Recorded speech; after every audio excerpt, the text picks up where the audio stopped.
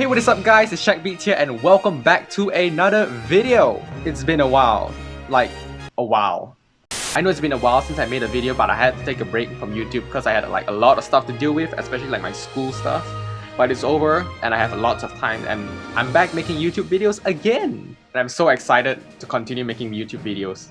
And as usual, if you guys like my content, just click like, subscribe, and comment down below what you think about the video. I mean, subscribing is free. Alright, so today I'll be showing you guys how to make an 808, and it's actually a lot simpler than you think it is. It's powerful, yet it's really simple. Before we move on to all that sound design stuff, I actually just want to show you guys how an 808 actually looks like and its construction, so you can actually get a better idea when you want to make your own 808. Alright, so over here I've loaded up span, which is actually a frequency analyzer. So essentially what it's doing is, when I'm playing something, for example this 808 here, it shows up the frequencies from 20 Hz all the way to 20,000 Hz, which is our human hearing range. So over here I have a few 808s from the Cymatic Seismic 808s pack, and I'm just going to play through it so you guys can hear and see the frequency spectrum of an 808.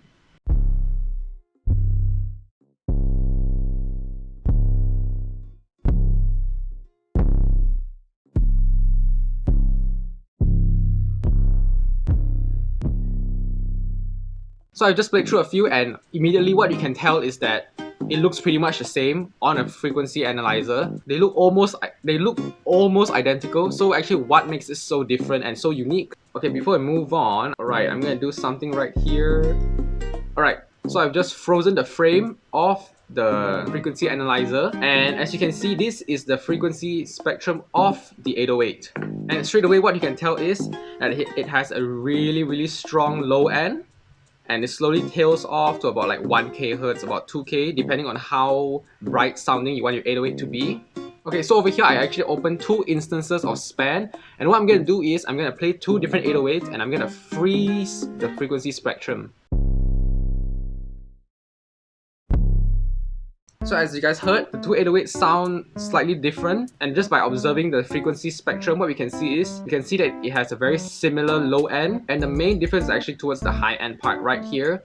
As you can see, this one has a brighter sounding kind of 808 because its higher harmonics are louder and more prominent, whereas this 808 over here is slightly softer and weak at the mids. What makes the two 808s so unique and different is that aside from this fundamental frequency, which you can see here, the frequencies beyond the fundamental frequencies are slightly different, and it has its own color and different tones. So that is what makes an 808 actually unique and different. So depending on your taste, if you want a brighter sounding 808, what you probably want to do is you want to add more prominent and higher frequencies so that it's more audible and it sounds crunchier. If you want a cleaner sounding 808, you probably don't want to add any more frequencies, probably beyond like 3k. Just so that it doesn't sound too sharp. So just to simplify the structure of an 808, what I usually do is I split the 808 into two parts to understand it. On the left side over here, you can see is actually a really low pure sine wave, which is also called the fundamental frequency. And the right side over here is just the extra harmonics, which you can add by adding like distortion, saturation, or even like different kinds of samples. Alright, time for sound designing. Alright, so for this tutorial, I'll be using Vital, but you can actually do it on any plugin that has an oscillator or two. So to begin with, what I did was I actually drew out a pattern over here in the piano roll, which sounds like this.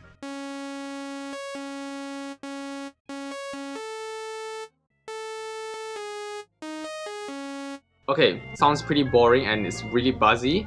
Alright, so the first step to making an 808 is actually making a sub bass first. So all you gotta do is just load up a sine wave, a pure sine wave, which sounds like this. If you can see up here, there is no extra harmonics added, it's just a pure tone. And what you gotta do next is you gotta lower it down until it's about the range of a sub bass. Right about there. So far it sounds pretty plain, pretty simple, doesn't even sound like an 808. So the next step of creating your 808 is to mess around with the ADSR.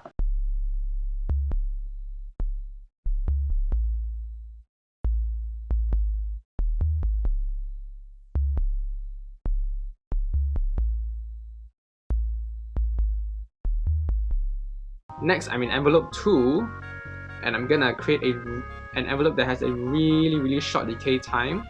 And I'm going to apply it to the pitch, and this is how it sounds like.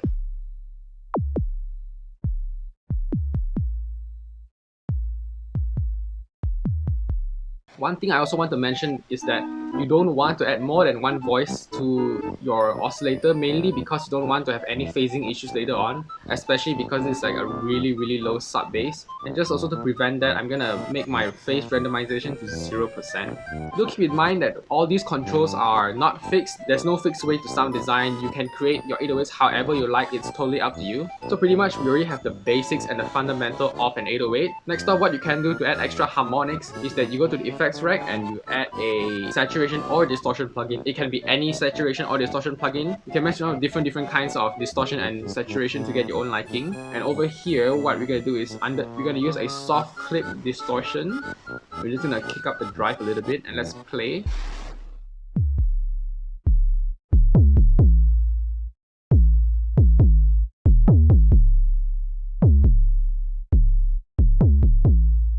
Okay, I think my decay is a little too long. Let me try to shorten it.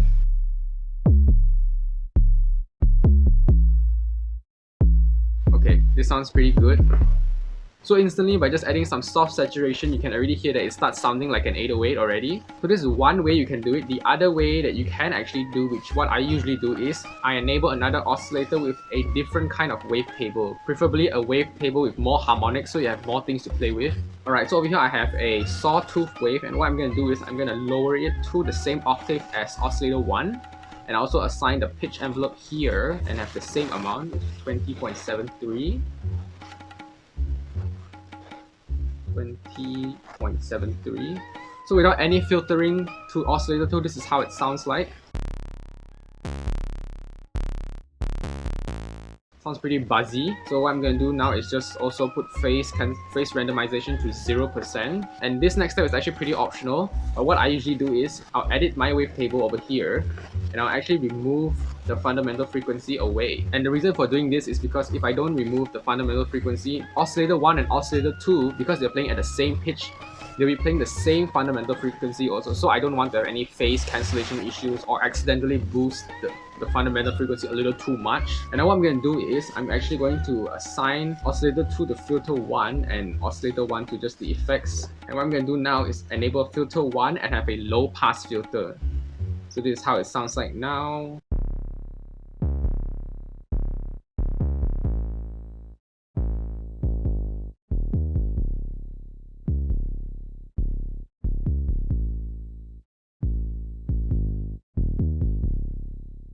Okay, sounds decent. Let me try to modulate the filter envelope also.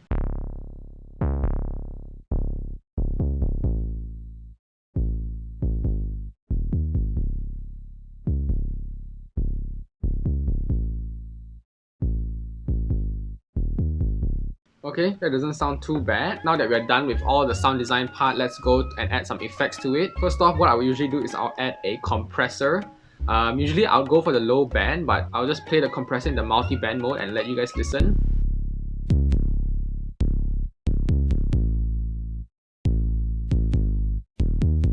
So essentially what this is doing is it's actually squashing and leveling out all the different frequencies together.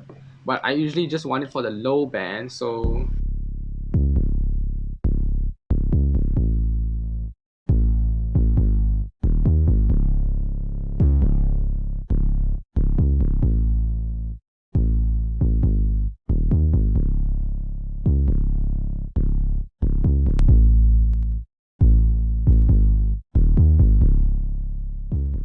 and then just to give it that extra flavor and extra punch, I'm gonna add a distortion plugin also with the soft clip earlier on. Let's just mess around with it.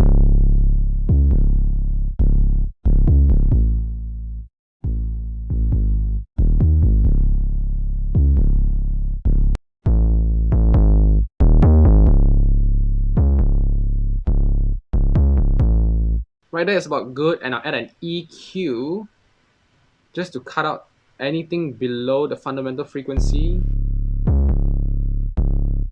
Alright, that's just to prevent any low rumble to happen later on when you're mixing. And I'll add a slight notch around the low mids just to give it a boxier sound.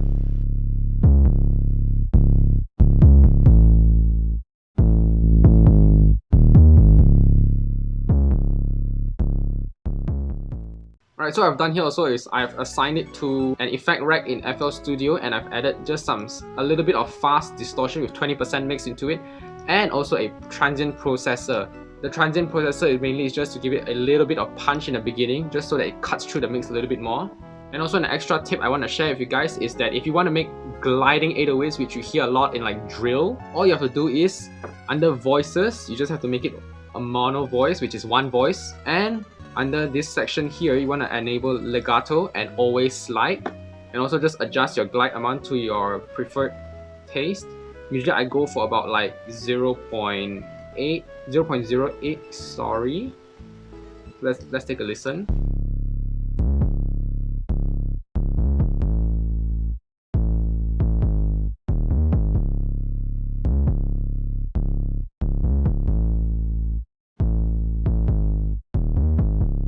If you're doing this using FL Studio stock plugins like 3x oscillator and you can't find the parameter, it's actually under detailed settings, this icon here, and if you click it, you can see there'll be 4 drop down menus that you can select. Just click the wrench tool one, and under polyphony, select your voices to be maximum of 1 voice. Enable portamento mono and adjust your slide like how I adjusted the glide just now early on. Alright, so in context of a beat, this is how my 808 sounds.